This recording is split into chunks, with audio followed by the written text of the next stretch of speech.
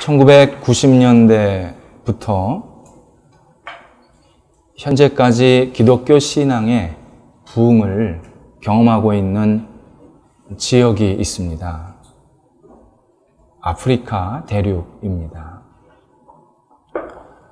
이곳은 다양한 기적과 함께 복음의 확장이 일어나고 있다는 큰 특징을 가지고 있습니다.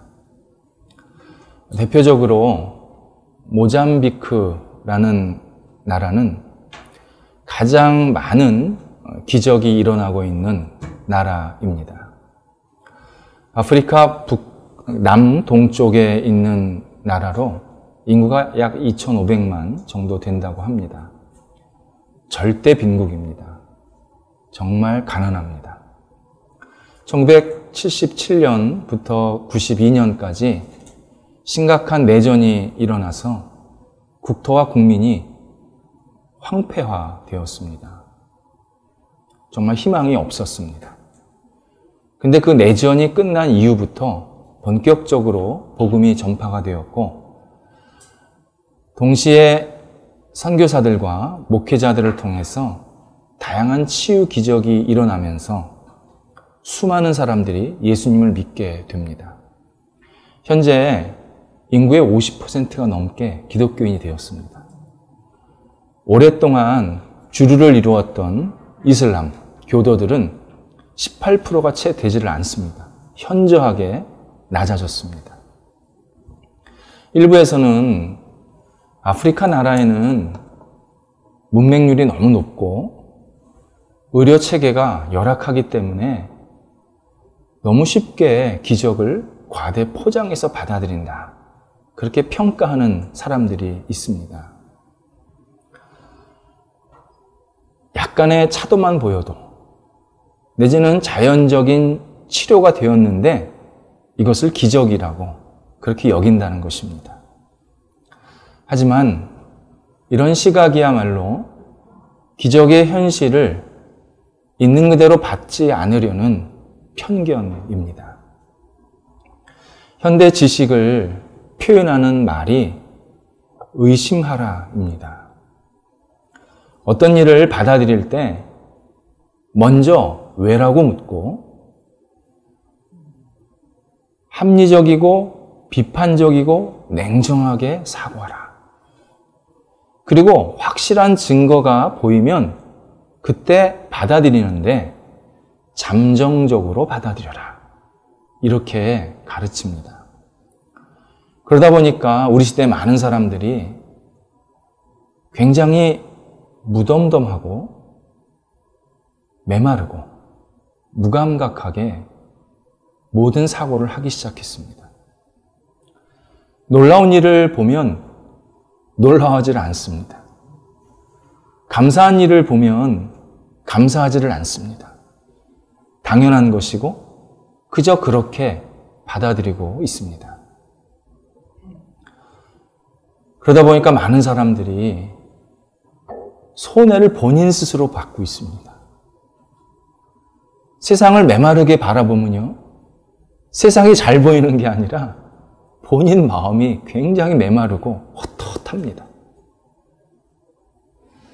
그러나 모든 가능성을 열어놓고 있는 그대로 받아들이기 시작하면 기적이 보입니다. 그리고 그 기적에 나도 한 일원이 될 수 있겠다, 그런 가능성도 갖게 됩니다. 세상에는 기적이 있다, 이것을 분명하게 우리들에게 알려주시기 위해서 하나님이 주신 것이 있습니다. 성경입니다.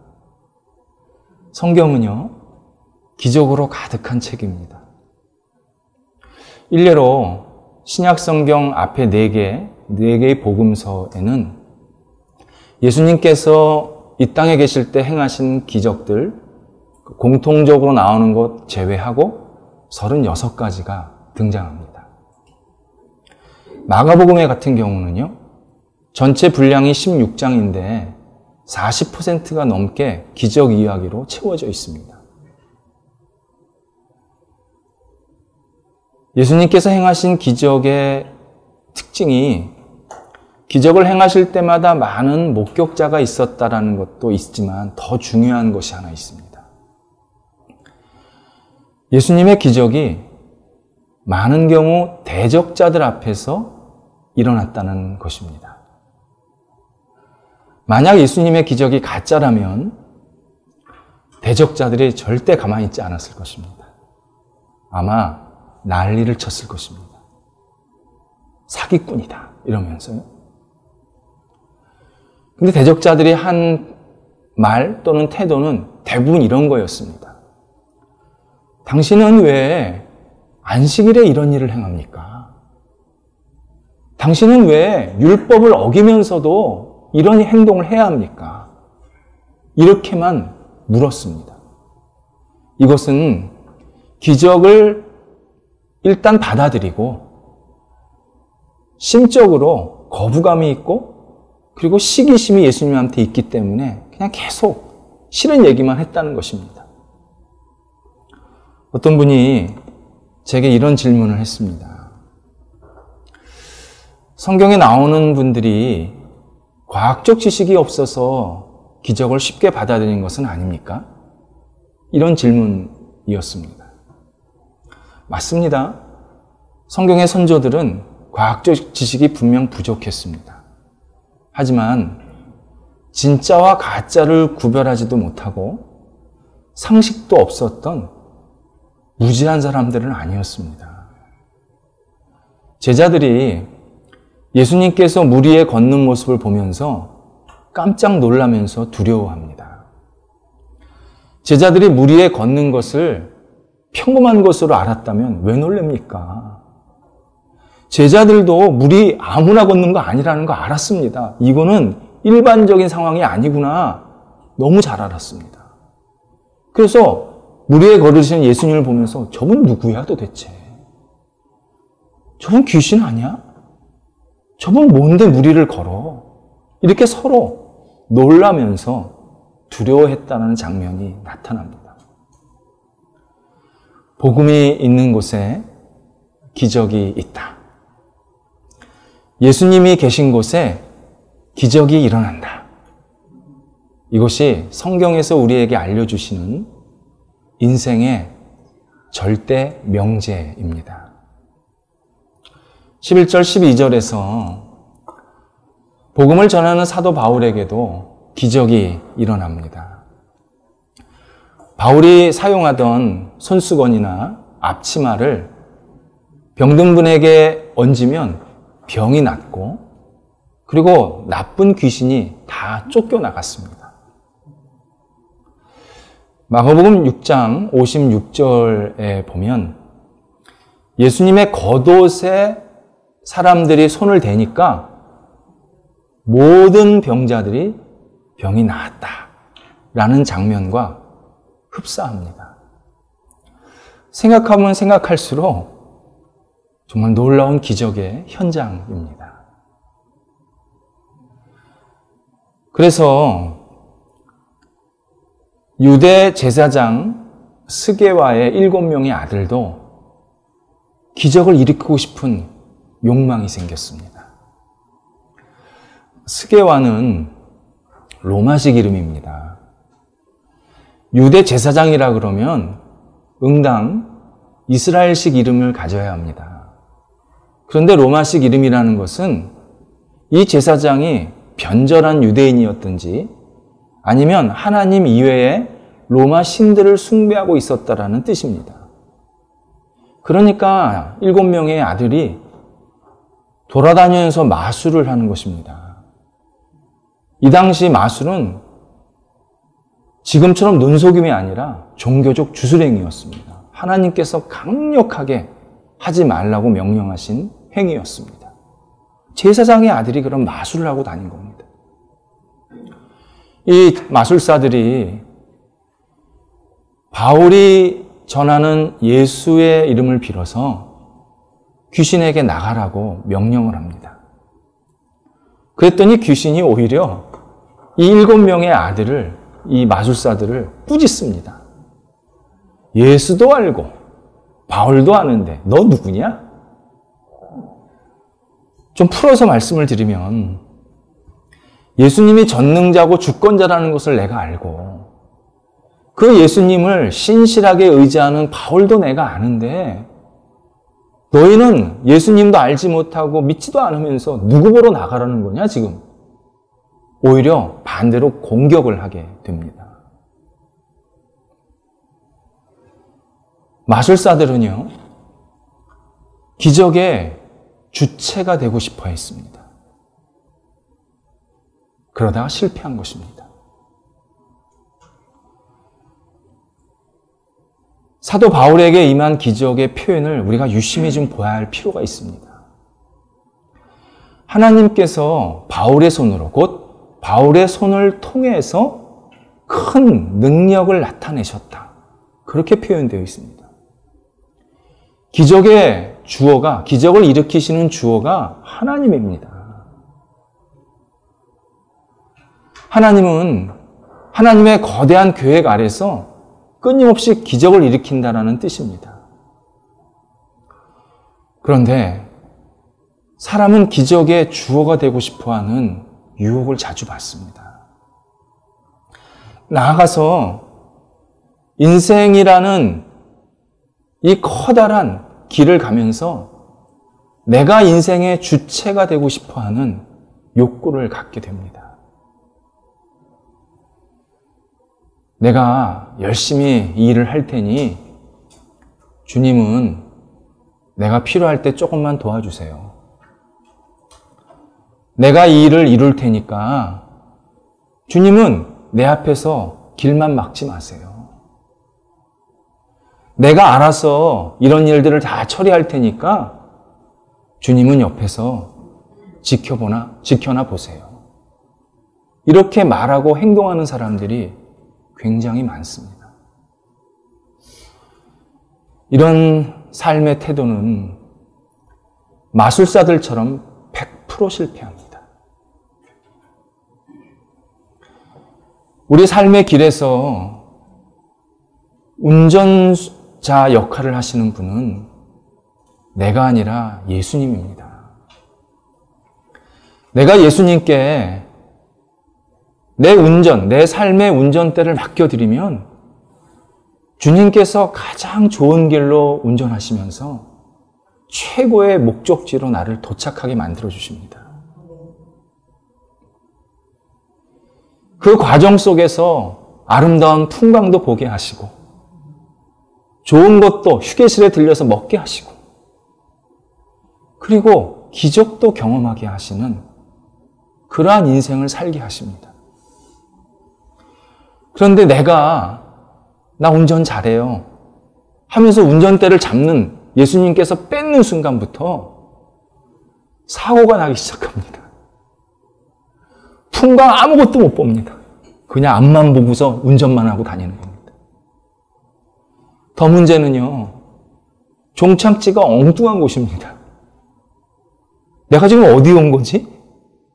분명히 잘 왔다고 생각했는데 엉뚱한 곳에 도착해 있는 것입니다. 실패합니다.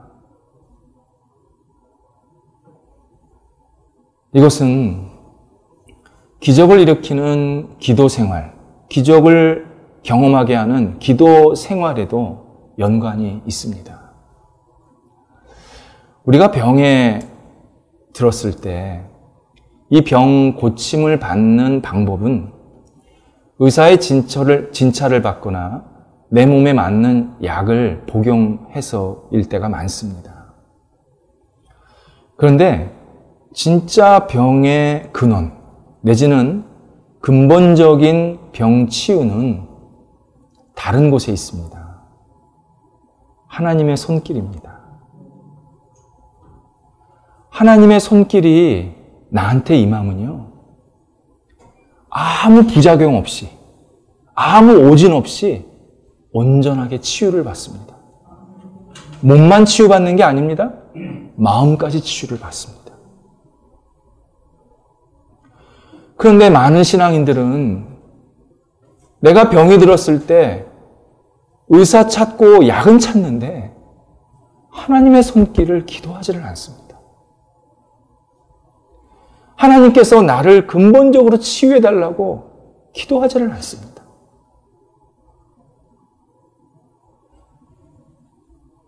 현대의학에서 기도가 병 치유에 도움이 되느냐 안 되느냐는 많은 논란이 있습니다. 환자들을 대상으로 조사하고 실험을 한 결과 기도가 치료에 전혀 도움이 안 된다라고 말하는 학자들이 있고, 기도는 확실히 도움이 되더라 이렇게 발표하는 전문가들도 있습니다. 똑같은 실험을 했는데 어떤 사람은 안 된다고 그러고 어떤 사람은 된다고 말합니다. 이유는 누구를 대상으로 조사했느냐가 관건입니다. 하나님을 잘 알지도 못하고 하나님을 믿지도 않으면서 시험 삼아 기도하는 것, 거의 차도가 일어나지 않습니다. 하나님께서 모든 치유의 근원이시다, 이것을 분명하게 믿고 간절한 마음으로 기도하면요, 하나님께서 어떤 형태로든 그에게 반응하십니다. 그리고 낫게 하십니다. 우리가 생활하면서 당연히 몸이 아플 때가 있습니다. 그리고 나이가 들면 여기저기 연약해지는 부분은 당연히 있습니다. 그때 좋은 의사, 좋은 약부터 찾지 마시고 하나님의 손길을 반드시 구하시기 바랍니다. 하나님, 나를 만들어서 이 땅에 보내시지 않으셨습니까? 내 몸을 누구보다도 잘 아시지 않습니까? 하나님께서 나를 치유해 주세요. 하나님의 손길이 나한테 임해 주세요. 간절한 마음으로 기도하면요, 그분 반드시 간증할 거리가 생깁니다. 하나님의 절대 가만히 놔두시지 않으십니다. 이방이라고 생각했던 바울에게서 기적이 계속 일어나고, 자기들이 그렇게 힘있고 능력 있다고 믿었던 마술사들은 실패하는 모습을 보면서 17절에서 에베소 사람들이 크게 두려워했다라고 표현이 되어 있습니다. 그러면서 이미 예수님을 믿었던 사람들 중에 대거 바울 앞에 와서 엎드립니다.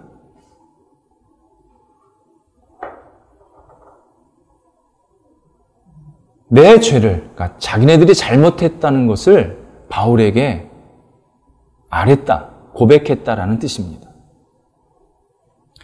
비록 예수님을 믿었지만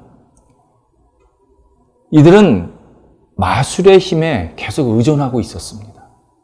예수 믿는 사람들 얘기입니다. 그리고 직간접적으로 계속 마술과 연관이 되어 있었습니다. 예수도 믿고 마술도 붙잡고 그럼 좋은 거 아닐까? 그런 생각을 했던 겁니다. 그런데 마술사들이 실패하는 모습을 보면서 우리가 지금 잘못 살고 있구나, 내가 지금 신앙생활을 잘못하고 있구나, 깊이 깨우치게 됩니다. 그러면서 바울에게 우리가 이런 잘못을 하고 있었습니다, 고백하는 것입니다. 그것으로 끝나지를 않고 본인들이 가지고 있던 마술에 관한 책을 다 모아서 불사릅니다. 마술에 관한 책이라는 것은요, 주문이나 주술이 담겨 있는, 우리 시대로 말하면 부적입니다. 그 당시에는 이렇게 돌돌돌 말아서 다닌 거죠. 부적이 다 있었던 겁니다, 사람마다. 예수를 믿어도. 그걸 모아서 태웠더니 그 가치가 은 5만이랍니다. 은의 그 기본 단위가 드라크마입니다. 5만 드라크마. 지금 가치로요, 50억입니다. 50억이 훨씬 넘는 액수입니다. 엄청난 액수입니다.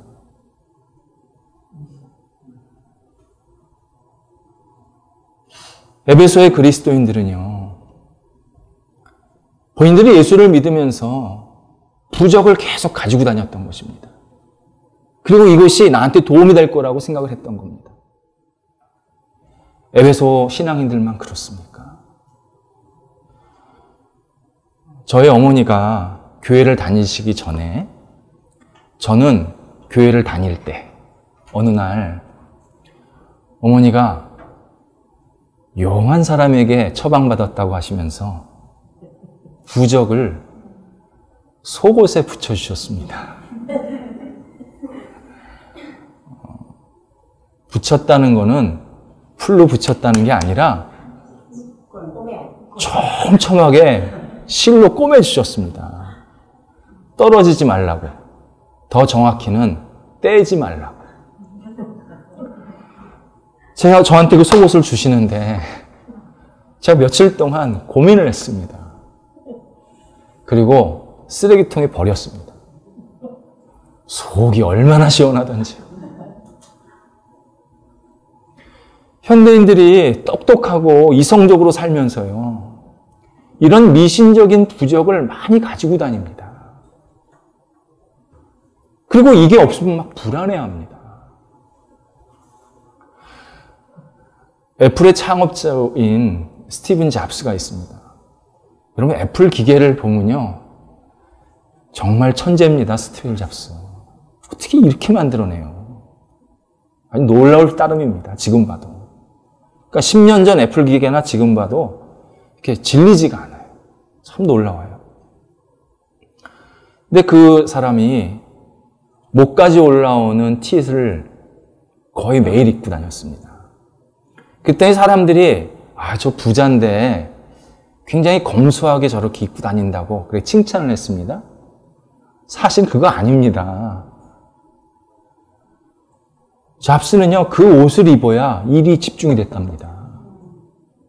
그 옷 되게 비쌉니다. 그거 일본제입니다. 유명한 디자이너가 만든 겁니다. 우리는 사지도 못합니다. 비싸서. 그리고 그걸 입어야 사람들 앞에서 잘 발표할 수 있었답니다.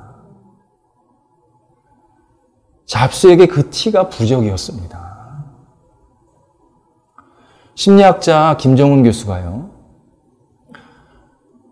남자의 물건이라는 책에서 자기가 우리 사회에 많이 이렇게 활동하고 있는 유명 인사들을 만났는데 그 인사들마다 아주 붙잡고 사는 게 하나를 있었다. 그렇게 소개를 하고 있습니다.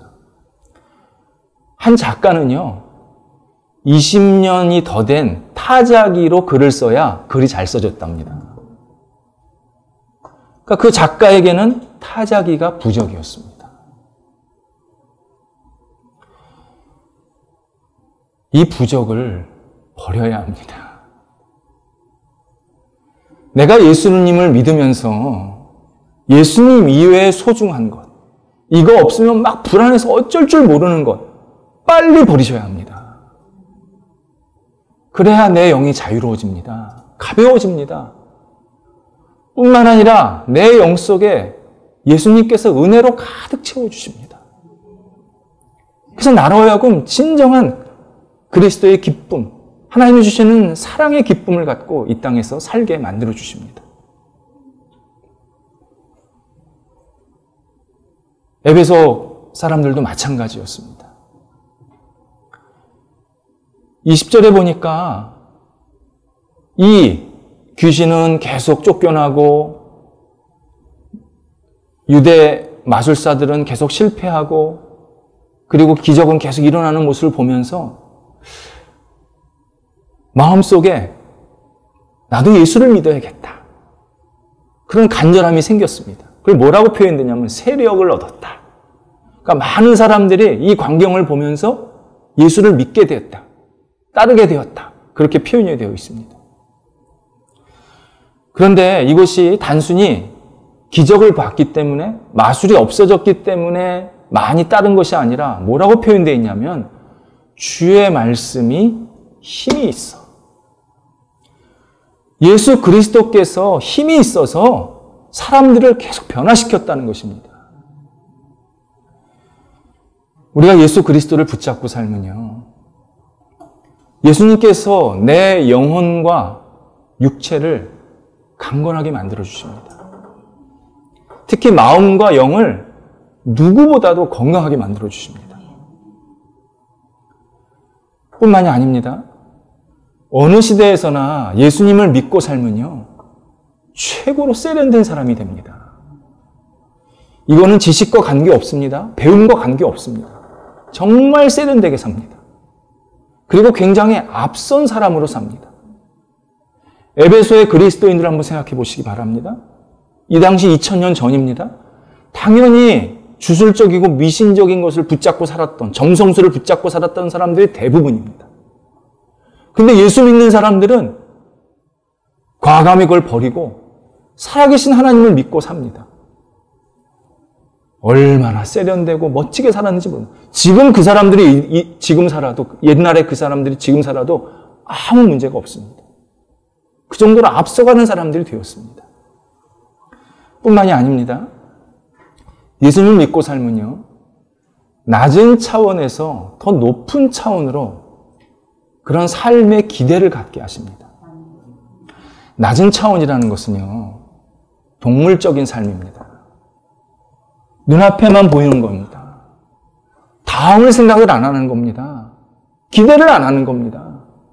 오늘만 먹고 살면 된다고 생각을 합니다. 그런데 예수님을 믿게 되면요, 예수님께서 지금도 열심히 살게 하시지만 반드시 next, 다음을 기대하게 만드십니다.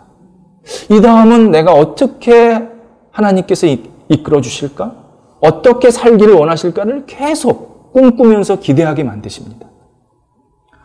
바울도 마찬가지였습니다.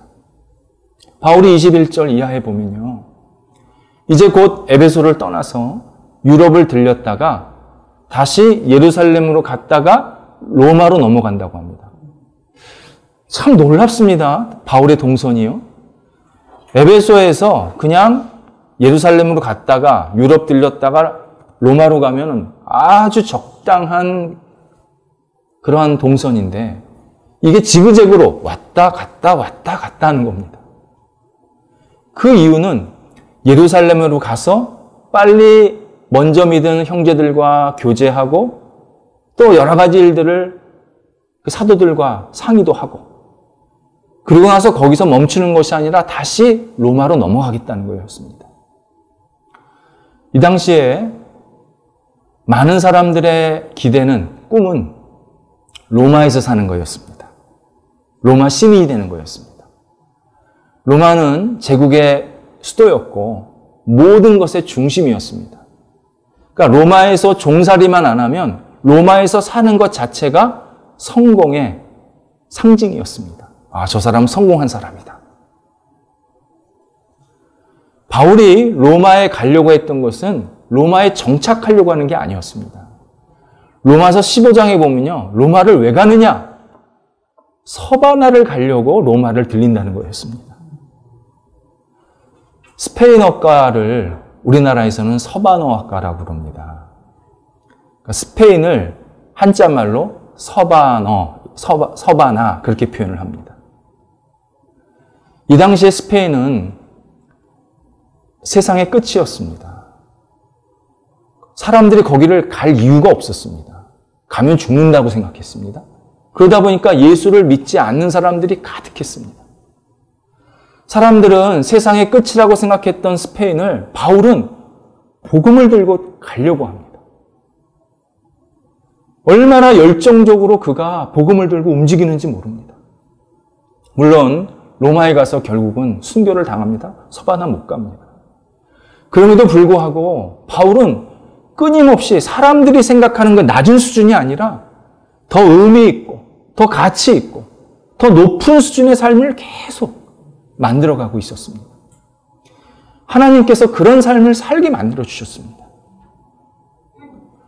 우리도 마찬가지입니다. 우리가 예수님을 붙잡고 살면요, 지금 이 자리에서 절대 안주하게 하지 않으십니다. 지금도 열심히 살지만 내일을 꿈꾸게 하십니다. 어떻게 내가 더 하나님의 주시는 뜻과 의미에 맞게 살까? 어떻게 내가 더 가치 있게 살까? 어떻게 보람이 있는 삶을 살까를 끊임없이 기대하면서 살게 하십니다. 나이와 관계없습니다. 젊은 사람도 연세 드신 분들도요. 그 자리에서 멈추게 하질 않습니다. 그래서 그리스도인의 정체성은 뭐냐? 현재 진행형 인생입니다. 완성된 게 없습니다.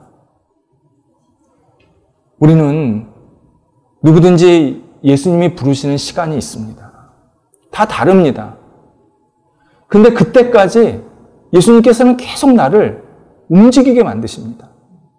아프다고요? 없다고요? 부족하다고요? 배운 게 없다고요?